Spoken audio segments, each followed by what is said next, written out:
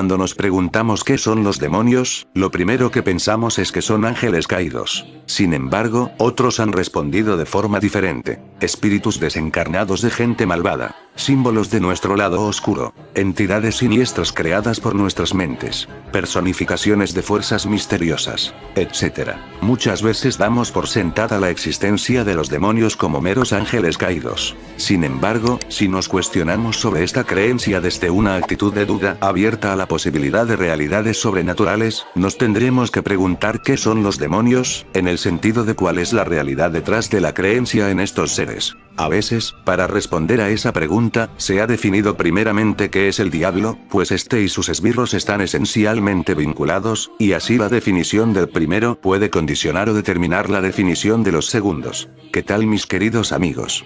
Estamos de vuelta con una nueva saga. Como ya lo habrán leído, esta nueva saga se llama Demonología. La demonología es la rama de la teología y de la mitología que se encarga del estudio de los demonios y sus relaciones, haciendo alusión a sus orígenes y naturaleza. Confecciona listados que intentan nombrar y establecer una jerarquía de espíritus maléficos. Así, la demonología sería el opuesto de la angelología, que intenta recopilar la misma información al respecto de los buenos espíritus. Y qué mejor manera de comenzar dicha saga analizando qué son los demonios. Antes de empezar quiero decirles que esta saga de vídeos son exclusiva y meramente informativos, y para enriquecer un poco el conocimiento. Espero que este tema les parezca interesante y muy entretenido. A continuación, veamos ahora algunas de las principales teorías que se han dado al respecto, incluyendo tanto las más convencidas de la realidad demoníaca tal y como la concebimos, como las más escépticas. Abróchate el cinturón y acompáñame en este interesante viaje. Visión cristiana tradicional. El cristianismo heredó la demonología judía, pero no la concepción demonológica del judaísmo clásico, sino concepciones muy difundidas en el judaísmo anterior.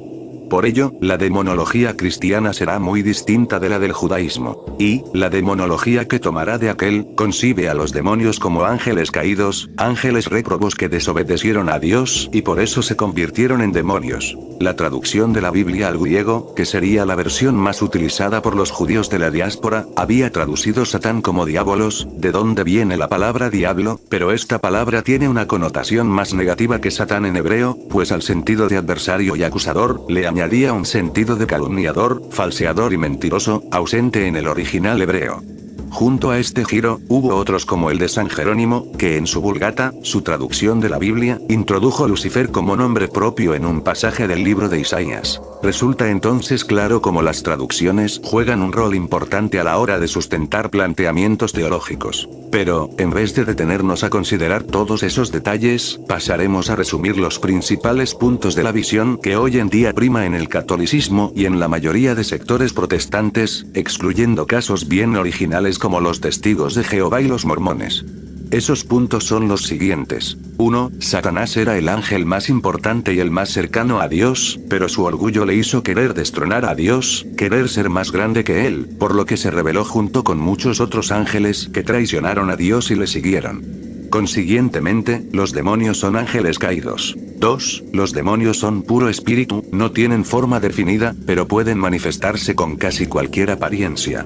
3. Los demonios no pueden usurpar la libertad humana, no tienen dominio sobre el espíritu del hombre y su intelecto, solo pueden influir directamente en su cuerpo físico, e inducirle ideas y emociones, aunque nunca resoluciones morales o espirituales. 4. Los demonios están donde operan, su presencia se da por contacto operativo, están donde obran. 5. Los demonios tienen jerarquías, muy probablemente 9, igual que los ángeles, situación que vendría dada porque fueron ángeles. 6. Los demonios no pueden arrepentirse, su voluntad quedó fija después de su caída, y es por esto que Dios no los perdona. 7. Los demonios son absolutamente malvados, se han identificado por completo con el mal. 8. Los demonios se odian entre sí, odian a Dios más que a nada, y sus vínculos de obediencia se dan principalmente por el miedo que los inferiores tienen a los superiores. 9. La finalidad de los demonios es separar al hombre de Dios, llevarlo a la muerte espiritual a través del pecado. 10. Los demonios tienen una inteligencia muy superior a la humana, que comprende las cosas de forma directa antes que por encadenamiento inferencial.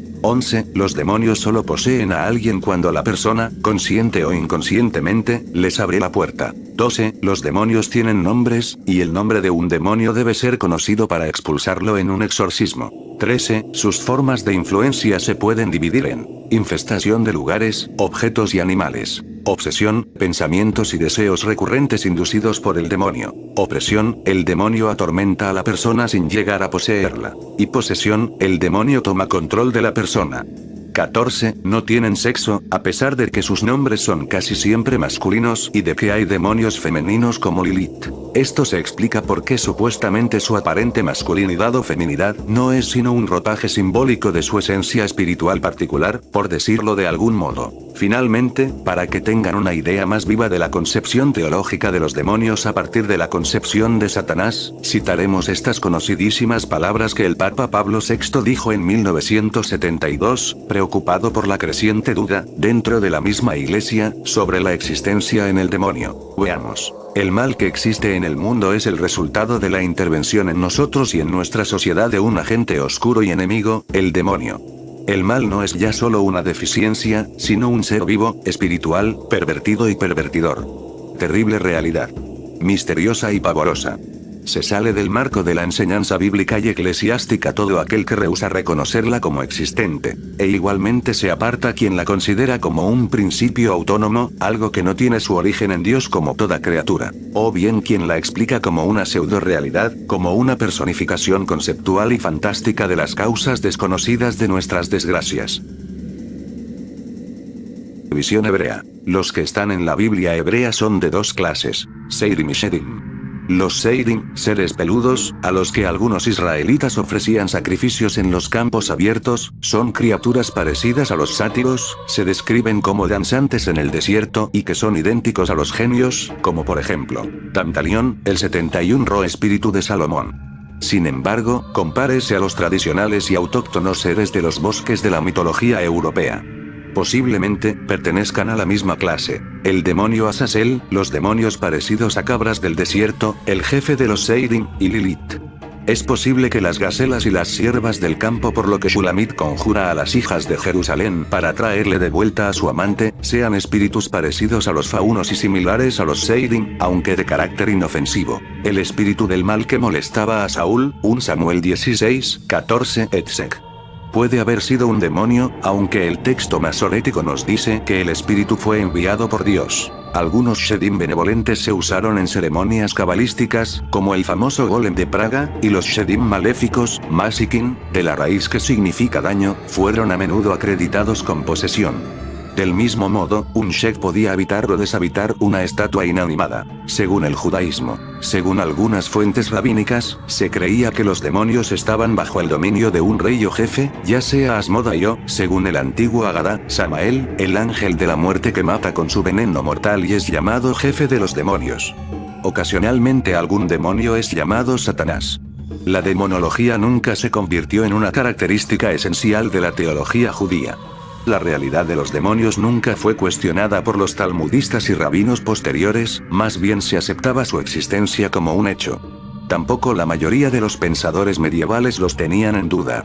Solo los racionalistas como Maimónides y Abraham ibn Ezra claramente negaban su existencia. Eventualmente, su punto de vista se convirtió en la comprensión judía dominante. La demonología rabínica tiene tres clases de demonios, aunque apenas son separables una de otra. Allí estaban los Shedim, los Matsim, dañadores, y los Ruin, espíritus. Además de estos habían Lilin, espíritus de la noche, Elane, sombra o espíritus de la tarde, Yariré, espíritus del mediodía, y los Afriré, espíritus de la mañana, así como los demonios que traen hambre y que causan las tormentas y terremotos. Según la Arabia preislámica, la mitología preislámica no hace diferencia entre dioses y demonios. Los genios, o jin, son considerados como divinidades de rango inferior con muchos atributos humanos. Comen, beben y procrean, a veces también con seres humanos. Los genios huelen y lamen cosas, y tienen gusto por los restos de comida. Para comer usan la mano izquierda. Por lo general, rondan ruinas, desiertos y lugares abandonados, sobre todo en los matorrales, donde transcurren las bestias salvajes. Los cementerios y lugares sucios son sus moradas favoritas.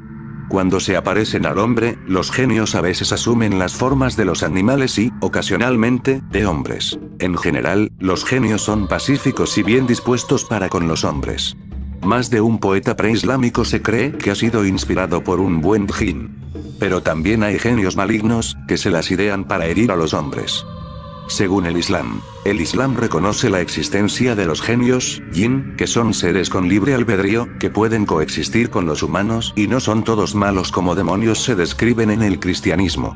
En el Islam, los genios del mal se conoce como el shayatín, o demonios, y Iblis, Satanás, es su jefe. Iblis fue el primero que desobedecieron a Dios jin. Según el Islam, los genios se hacen del fuego, mientras que los ángeles están hechos de luz y de la humanidad está hecha de arcilla alterado. Según el Corán, cuando Dios creó a Adán de barro, todos los ángeles y Iblis se le ordenó a inclinarse ante Adán, como los humanos son superiores que cualquier otro de la creación de Dios. Iblis se pusieron muy celosos y dijo que los humanos no son creaciones superiores, pero los genios son como son de fuego y los seres humanos están hechos de arcilla y desobedeció a Dios. Adán fue el primer profeta y diputado de la raza humana, y como tal fue la mayor creación de Dios. Iblis no podía soportar esto, y se negó a reconocer una criatura hecha de lodo el hombre. Dios, por lo tanto, condenado a Iblis ser castigado en el infierno de fuego.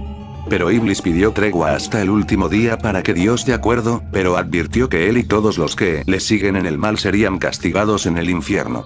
Allá también dijo que Iblis solo sería capaz de confundir a aquellos que han abandonado a Alá y no a los creyentes justos. Adán y Eva, o en árabe, fueron los dos juntos engañados por Iblis en comer del fruto prohibido, y por lo tanto cayó en el jardín del Edén, alegórica, en un estado de degeneración. Los genios no son los genios de la tradición moderna. La palabra genio viene del francés genio de genio en la traducción del texto en árabe y solo suena por casualidad como el genio árabe. Esto no es sorprendente teniendo en cuenta la historia de Ala al-Din, anglicismo como Aladín, pasa a través de los comerciantes árabes en el camino a Europa. Según el hinduismo, en la religión hinduista existe el concepto de asura para designar aquellos entes que la tradición occidental identifica como demonios. Originalmente, el término asura, en los primeros himnos del Rig Veda, significa cualquier espíritu sobrenatural, tanto bueno como malo. Debido al hecho que la rama índica del indoeuropeo está emparentada con las lenguas iraníes, la palabra asura, que representa una categoría de seres celestiales, se convirtió en la palabra Ahura Mazda, el dios supremo de los zoroastrianos monoteístas. El antiguo hinduismo afirma que los llamados devas, espíritus del bien, y los asuras son medio hermanos, hijos del mismo padre, Kasyapa, pero algunos de los devas, como Varuna, compartían características propias de los asuras. En una evolución posterior de la religión hinduista el término asura llegó a significar exclusivamente a seres de una raza antropomorfa, poderosos y posiblemente malignos. Sin embargo, todas las palabras, tales como asura, daitya, literalmente, hijos de la madre Diti, raksasa, literalmente, de daño a estar en guardia contra, no están bien traducidos al inglés como demonio. Espíritus de una raza preadámica y almas de gigantes. Esta especulación teológica parte del supuesto de que alguna vez existió una raza antes de la creación de Adán. Se basa en la teoría del intervalo, la cual plantea que, inmediatamente después de la rebelión y caída de Lucifer y los ángeles que le siguieron, ocurrió una catástrofe mundial que se ve entre Génesis 1:1 y Génesis 1:2, la cual exterminó la raza humana preadámica que existía en la Tierra. La teoría parecería no tener mucho apoyo bíblico, pero en realidad no es así. En efecto, dentro del libro del profeta Isaías en el AT, vemos que 1. Lucifer tenía un trono en la tierra y debilitaba a las naciones. 2. Quería ser semejante a Dios. 3. Dijo subiré al cielo y subiré sobre las alturas de las nubes, por lo cual ya existía el cielo.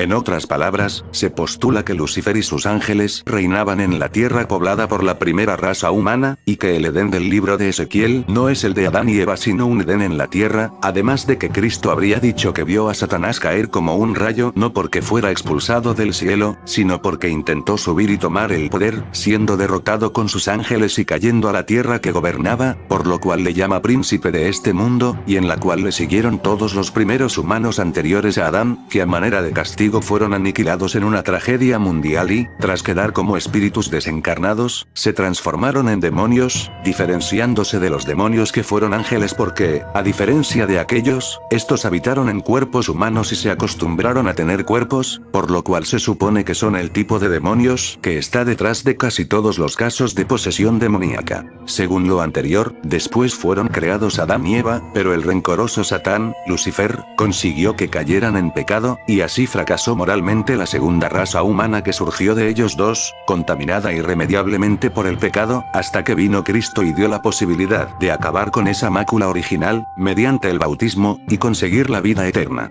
Por último, esta fantasiosa teoría, generalmente rechazada entre protestantes y católicos, admite la posibilidad de que, a los dos tipos de demonios mencionados, se sumó después, con la caída de los vigilantes, ángeles que fornicaron con mujeres de la humanidad descendiente de Adán y Eva, que menciona el apócrifo libro de Enoc, un nuevo tipo de demonio, producido porque las almas de los gigantes, engendrados en la unión de los vigilantes con las hijas de los hombres, una vez que estos morían, se transformaban en demonios. Por ende, esta teoría abre la posibilidad de concebir que un demonio puede ser una de estas tres cosas, coexistiendo las tres o dos en la realidad, según se tome la teoría en forma abierta o cerrada. A. Un ángel caído. B. Un alma de humano preadámico que se transformó en espíritu con rasgos demoníacos. C. Un alma, transformada, de cualquiera de los gigantes que fueron engendrados por la fornicación de los vigilantes con las mujeres de linaje adámico.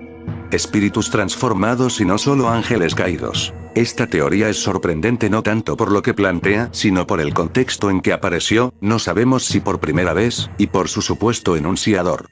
Concretamente, dentro de las prácticas católicas del exorcismo, se sabe que a veces los demonios hablan por boca de los condenados, pero estos son mentirosos y no hay que fiarse de sus palabras. Sin embargo, en el exorcismo que Antonio Fortea, sacerdote español, hizo a la joven Marta Seudónimo, entre el 2002 y el 2012, el arcángel Miguel, siempre llamado en los exorcismos, habló algunas veces por boca de la posesa, siendo su voz claramente distinta a la que pudiera emitir cualquiera de los demonios que atormentaron a Marta y hablaron a través de ella.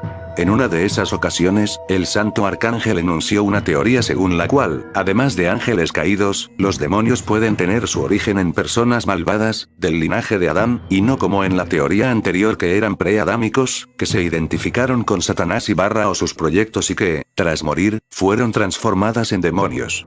Estas fueron las palabras del arcángel Miguel. Dios tiene compasión de todos. Con que en un momento de sus vidas piensen en Dios, ya tienen posibilidad de salvarse. El demonio quiere corromperlos, hundirlos completamente y cuando ya sean suyos que no puedan salir, entonces los mata, el demonio los mata, acaba con ellos, para que sean completamente suyos. Pero Dios les da muchas oportunidades para que se salven, muchas oportunidades, un leve resquicio donde entre un poco de luz y se puedan salvar. Por eso viven tiempo. Cuando ya después de muchas, pero que muchas oportunidades, han decidido completamente con voluntad ser de Satán, entonces se mueren y se convierten en demonios.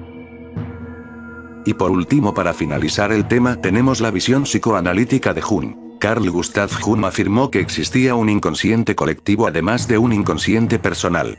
En efecto, observando que a lo largo de los siglos había imágenes mitológicas que se repetían con ligeras variaciones en distintas culturas, Jung planteó que aquel fenómeno respondía a la presencia de arquetipos en el inconsciente colectivo, entendiéndose dichos arquetipos como complejos psíquicos que expresan tendencias innatas, maneras de responder a la realidad y de organizar la vida psíquica interna, y que producen, en su existencia como elementos dinámicos en la vida simbólica de las sociedades, diversos patrones de formación de símbolos, los cuales, al tener su causa en una realidad psíquica y por tanto transhistórica, independiente de las condiciones históricas, se repiten en diversas épocas y culturas, tendiendo a originar mitos e imágenes simbólicas con marcadas similitudes. En este marco, los demonios y sobre todo el demonio, Ahriman entre los persas, Satanás entre los cristianos, Mara entre los budistas, etc., aparecen como imágenes arquetípicas que expresan, simbolizan y canalizan la dimensión oscura de la psique colectiva, ya que son manifestaciones del arquetipo de la sombra, que en el plano de la vida social remite a nuestros miedos más primitivos, miedo arcaico a la oscuridad, por ejemplo, y a todo lo que, por ser percibido como amenazante para la armonía y el orden inherentes al carácter civilizado que las sociedades buscan preservar y fomentar a fin de subsistir, es tachado de malo, de incorrecto, de tabú. Cosas que remiten a nuestro lado instintivo y salvaje, y que entre sus ejemplos se cuentan el canibalismo, el robo, el asesinato, el incesto, el parricidio, la sexualidad desenfrenada, la violencia extrema, etc. De este modo, tenemos que, la historia del mal, es la propia historia del hombre en la tierra. El mal aparece así, en el lenguaje de los mitos, como anterior al hombre, aunque introducido en el mundo por su propia libertad. De allí que la demonología sea también una antropología en el sentido de que, desde los albores de la civilización, han aparecido divinidades oscuras y seres maléficos, a manera de proyecciones, en el plano mítico, de la naturaleza humana en lo que ella posee de sombrío, de negativo, de amenazante y destructor. Bueno mis queridos amigos, esto ha sido todo por hoy. Espero que el video haya sido de su agrado, me gustaría que opinen acerca de esta nueva saga, ¿qué les parece? No duden en comentar. Si el video fue de tu agrado, no dudes en darle pulgar arriba y comentar. Y si no es mucha molestia, compártelo con tus amigos. Te lo agradecería mucho. Mi Facebook está en la descripción del video. Nos estaremos viendo en una próxima entrega. ¡Hasta luego!